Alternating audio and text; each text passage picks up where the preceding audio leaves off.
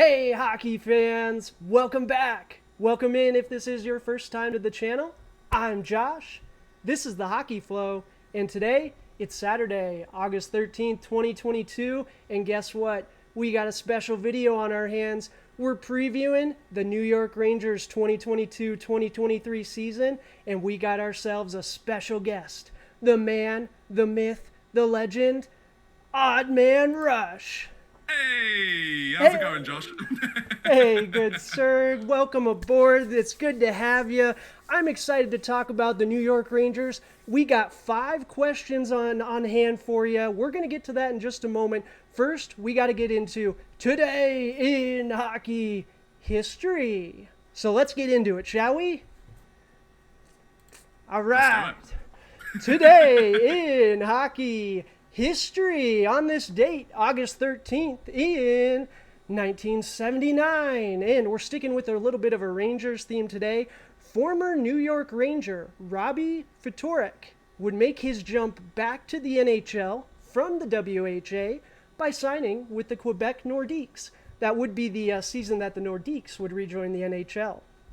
All right, here we go. So last season was a great one for the Rangers. If we're going to do a 2022-2023 preview, we got to talk about the 21-22 season a little bit. So with my friend Odd Man Rush here, we're going to go through a couple of bullet points. So first and foremost, our record. We had a 52-24-6 record, good for 110 points on the season. Second in the Metropolitan Division. We reached the Eastern Conference Finals, and it was the season of Igor. The team as a whole was second in goals against. So tell you what, Igor and the defense was kind of the theme. Would you agree with that, Odd Man Rush?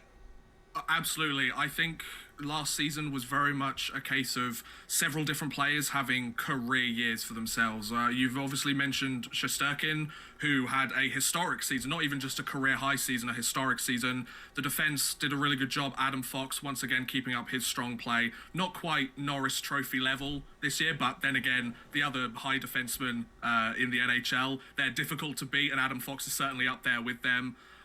You've got Chris Kreider, who had an absolute career year for himself. He started off the season red hot. He slowed down a little bit towards the midway point in the season, then finished off quite strong and was really clutch during the playoffs at points, especially in those elimination games that the Rangers faced. Mika Zibanejad, once again, starting slow but picking it up. Artemi Panarin, his usual incredible play. Keandre Miller stepping up and kind of a night and day difference between his play from the start of the season to the end of the season.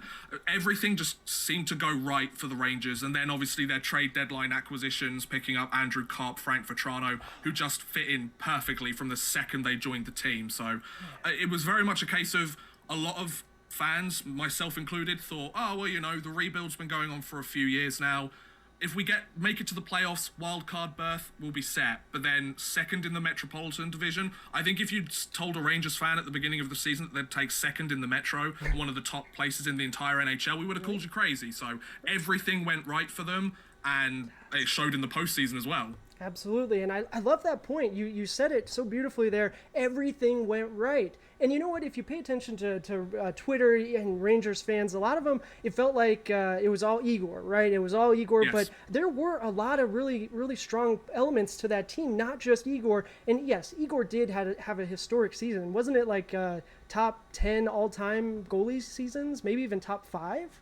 I think he had one of the highest save percentages Yeah, ever. absolutely. I think it was top 5 by the end of the season. There was one point where he was on pace, I think, to surpass Ken Dryden. That's right. Don't quote me on that. I'm not entirely sure. It's been a while since all of those stats came out. That was kind of Absolutely. like the November, December time, you know, where Yep. everything's heating up and they're like, oh my God, Eagles being incredible. But Absolutely. yeah, And- and I think also the young guys stepping up in the playoffs as well. yep. I think it just goes to show you, even though some of these players might not be able to replicate the same level of success, even if they're somewhat close to what they did last season, and some of the younger guys fill those gaps and take that next step in their development. The future's looking bright in New York. I've got to say, I'm excited.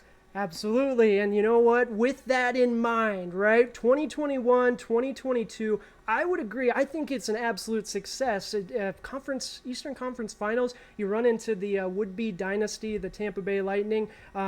you know what? I say it's a success. But with that in mind, we got to talk about 2022, 2023. So I got Yes. 5 questions to present you. We're going to start off. Question number 1. What grade would you give the Rangers off season? I would say I'd give them a B. Okay. I don't think it was the best off-season they could have had. I think with their salary cap situation and the players that were leaving the organization and the players they picked up, I think they did a really good job picking up Vincent Trocheck. I think he's a really nice addition to that second line. He's going to be playing alongside Artemi Panarin on that second line. Okay. He's a much better face-off guy than, say, Andrew Kopp was. He's a much more two-way guy. He can play well defensively. He's got a good 200-foot game to him, and he's productive offensively. And I think one of the factors that a lot of people overlooked, myself included, until I realized this, he has prior experience playing for Gerard Gallant as well. So this is a guy that the coach knows. He knows what his game is like. We've seen him flourish over the last few years in Carolina. Obviously, the Rangers had to go through Carolina in order to get to the Eastern Conference Finals. So Trocheck got a good look at what the Rangers squad was like. The Rangers got a good look at his game as well and felt that he was the right piece. I agree with the criticism that the contract was long. I think 7 years, I believe it is. 7 years is a lot to give a guy like Trocheck. However, in order to keep that AAV down to the $5 million mark or as close to, that's going to pay off dividends later. And I feel like the time where his contract, the no trade, the no movement clauses expire is when they'll be looking to move him. Hopefully the salary cap will have jumped X amount by then with all the new TV deals and sponsorship deals and everything. So the flat cap's hopefully not going to last forever. No. And I think getting Yaroslav Halak as well as the backup netminder, it's a shame that Georgiev couldn't stick around. He's very much a guy that deserves a 1A, 1B option role. Yep. He was a solid goaltender for the Rangers during the rebuild when Henrik Lundqvist left the organization and we were waiting for Shesterkin to arrive from Russia. So he was kind of a good stopgap for when we needed him when they were rebuilding, and he really struggled early on in the season last year, like abysmal numbers early on. But the second half of the season, towards kind of the New Year and Christmas time, I was like, we need to trade this guy. Like he's not doing well enough. But then you throw in the end of the season that he had, and it's like, actually, it is kind of sad to see him go. I think it's more the netminders had to play really well because there were times where the defense was showing their youth and inexperience. And I think as the season went on, they improved with that. So the rest of the team improved as well. And I think Georgiev, especially early on in the year, suffered from that quite a lot. And to the point where fans wanted to get rid of him. But Halak is an experienced guy. He knows he's going to be the backup. He knows he's going to get X amount of starts. I think losing Strome, Kopp, and Vetrano are 3 big losses, but the salary cap, they just couldn't keep them. They had to re-sign Capo Caco. They had to get Vitaly Kravtsov into the mix and everything. So, yeah, it could have been better, but it could have been a lot worse, you know? Absolutely. You know what? That you make some really wonderful points, and I would agree with you on that. And Trocheck he's going to be such an integral player for this team. He's going to be a very important player. And sure, the term 7 years, but you're absolutely right. You got to bring that AAV down. You got to be able to fit him in there. I agree. I love it all. And it does look like the Zoom gods want to be against us today, so we are running a little short on time. So we better get on moving to question number 2. Let's do it. Question number 2, what do you think of Jacob Trouba as your new captain? Now, I haven't talked about this on purpose on the channel, and I should have prefaced, I'm so sorry, folks. Odd Man Rush, biggest Rangers fan I know, so that's why we brought him in. We brought in the expert here. So what do you think of Jacob Trouba as your captain? This one, we'll probably keep it a little bit quicker because I know folks have their opinions on Mr. Trouba. I was surprised when he was announced, and I think like a lot of Rangers fans, a lot of hockey fans, NHL fans, whoever you are, I think there was a lot of surprise. I think myself included, I even tweeted about this at the time. Sure. We all were very much like, of all the players, we picked Trouba. Like, yes, he's been a solid player for us last season. Sure. He's clearly got his presence within the locker room, but him, really? Is that the guy we're going to go with? But until I kind of saw the response from a lot of the kind of journalists who are close to the Rangers organization, kind of have a beat on what's going on with that team. By the sounds of it, they wanted to name him captain like 2 years ago. Oh, wow. When the regime of Jeff Gorton and what's the name? The new San Jose Sharks head coach, David Quinn. That's it. Yes, Quinn. But before both of them were essentially shown the door, and there was that whole Tom Wilson situation, it kind of sounded like last season, for the 21-22 season, they wanted to name Trouba captain. Then obviously the new regime comes in with Chris Drury and Gerard Gallant, and they decided not to run with a captain. I imagine that's a case of, we'll give it another year to see if anybody else stands far above the rest. I think a lot of people thought Chris Kreider should have been the captain based on he's very vocal about when he makes mistakes and owning his mistakes, and he's clearly very liked and well respected within the locker room. But when these beat writers are telling you that every single player in that locker room wanted Trouba to be captain, and he was their number one choice unanimously, essentially.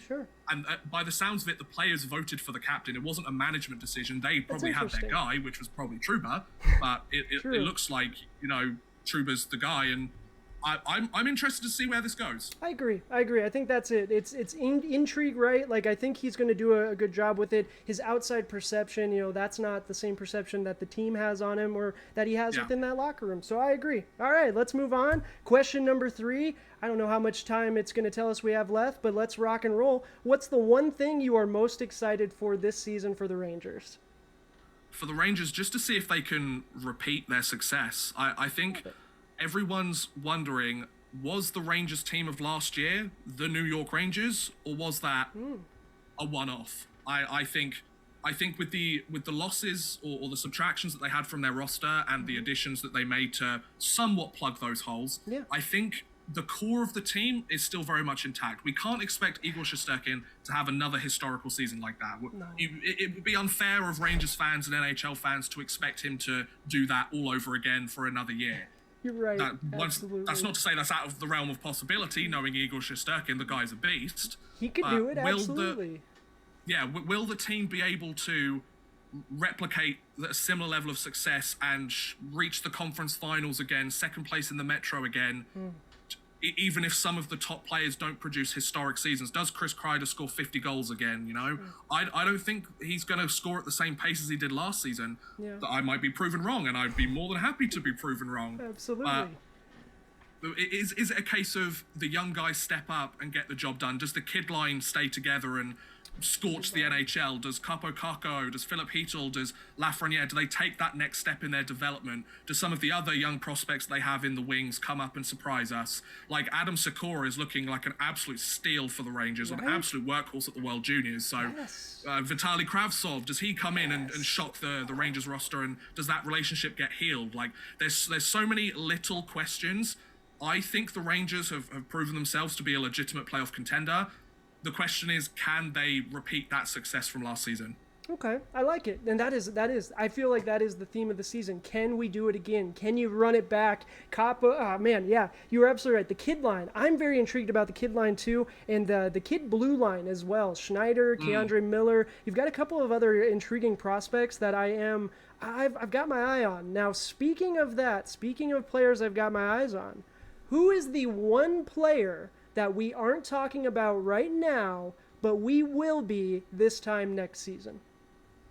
I think that's a really good question, because there's so many players that you could pick from this. I know for the sake of time we're kind of running out here. Okay. I'm going to kind of not necessarily answer that question, but I'm gonna pick a player that I think will be really interesting to see how he works out, and that's Shane Wright of Seattle. I think obviously he's been talked about to death on especially during the draft and seeing him drop. I am very, very curious to see how he does. Are we going to see the Shane Wright revenge tour and show that he goes and scorches the NHL, wins the Calder, and shows them, you should have picked me first overall, that's what you get for not picking me? Or will he take a little bit longer to develop like some of the more recent first overall draft picks? Remember, he lost 2 seasons essentially due to COVID, so we can't expect all of these first round picks of the last few years to be the same level as the picks of previous seasons. So it is a case of he takes an extra year. Yuri Slavkovsky, does he scorch the NHL and show this is why you picked me first overall? Yes. I think this crop of incoming NHL rookies is very interesting, because a lot of them, their development has been stunted somewhat by the pandemic, and I'm very curious to see just how much. And maybe there's a case of some players who wouldn't have got the opportunity that they've been given right now because of the pandemic. Maybe they surprise people and find a space on the roster too. I think the rookies are going to be really interesting to watch. They always are, aren't they? No, you're absolutely right. Another piece of that Shane Wright puzzle. Who was it? I saw an interview on Twitter. It was with one of the players. I think it was one of the Slovakians, I believe. Said, "Oh yeah, I would have taken Juraj number 1 overall too. I played with Shane Wright the last 2 years in the OHL, or yes, the OHL, and I would have taken Juraj too." And it's like, really, why? Wow. Where is this Okay. negative perception coming from on Shane Wright? Is it simply that Juraj is, that generational? He's kind of matured now into this somewhat generational talent, or is Shane Wright? He just seems to have haters. Like, his game is consistent. I'm a fan of his game, but yes, for the sake of time, let's move forward. I love it. I love that. I agree. I'm very intrigued to see what the rookies are going to do this season. All right, so question number 5. We got a minute and a half left. Where will Lightning the New round. York Rangers finish the 2022-2023 season? Josh, Stanley Cup champions. 2022-2023 Stanley Cup champion New York Rangers. Man. That's my optimistic one. If we want to be a little bit more realistic, I think they could make it to the second, third round again. If they do not replicate some semblance of success they had, I would be surprised. Right, absolutely, man. You know what? I will give you this. If we can have a Rangers Oilers Stanley Cup Finals, I am all for it. We'll meet you. Let's do it. We'll meet you in the finals, and we'll have a good time. But I good. really do appreciate it, my friend. That's gonna do it for the video today, everybody. That was our New York Rangers season preview. Be sure to check out Odd Man Rush's channel. I'll leave the link down in the description for you guys as well. He is absolutely killing it over there. Love all the videos he's putting out. The one most recently regarding the mob too, absolutely. So be sure to check him out. If you do enjoy the content, take a moment, like the video, subscribe to the channel if you haven't already. I really do appreciate it. Helps us out a ton. But until tomorrow, cheers.